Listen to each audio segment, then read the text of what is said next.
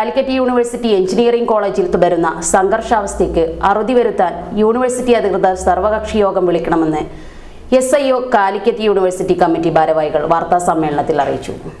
Calicut university ഉടൻ തുറന്നു പ്രവർത്തിക്കാൻ ബന്ധപ്പെട്ട അധികൃതർ ഉടൻ സർവകക്ഷി യോഗം വിളിക്കണം. കഴിഞ്ഞ ദിവസം ക്യാമ്പസിലെ SIO ഓഫീസും സ്റ്റുഡൻസ് ഹോസ്റ്റലും അടിച്ചു തകർത്തവരെ മാതൃകാപരമായി ശിക്ഷിക്കണമെന്നും സംഭവം വഴി 5 ലക്ഷം രൂപയുടെ നഷ്ടമാണ് സംഭവിച്ചിരിക്കുന്നതെന്നും SIO ഭാരവാഹികൾ വ്യക്തമാക്കി. SFI പ്രവർത്തകർ ദളിത് വിദ്യാർത്ഥികളെ ഉപയോഗിച്ച് ആക്രമണം നടത്തുകയാണ്.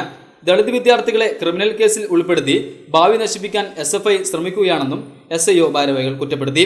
അപ്രഖ്യാപിത അടിയന്തരാവസ്ഥ നിലനിൽക്കുന്ന കാലിക്കറ്റ് യൂണിവേഴ്സിറ്റിയിലേക്ക് മാർച്ച് 9 വിദ്യാർത്ഥി റാലി നടത്തും.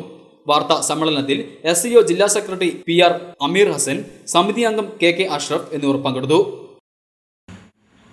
അവിടെ അടിയന്തരമായി സമാധാനം പുനഃസ്ഥാപിക്കുകയും ഏകദേശം സംഘർഷങ്ങളുടെ പേരിൽ ഈ അധ്യയന വർഷം തന്നെ 30ഓളം ദിവസം ക്ലാസ് നഷ്ടപ്പെട്ടിട്ടുള്ള യൂണിവേഴ്സിറ്റി എഞ്ചിനീയറിംഗ് കോളേജ് CUIET ഉടൻ വിദ്യാർത്ഥി സംഘടനകളെയും വിളിച്ചു ചേർത്തുകൊണ്ട് അടിയന്തരമായി ഉടൻ ക്ലാസുകൾ പുനഃസ്ഥാപിക്കുവാൻ അധികാരികളോടും പോലീസ് അധികൃതരോടും SIO സർവീസ് മേഖലയിലെ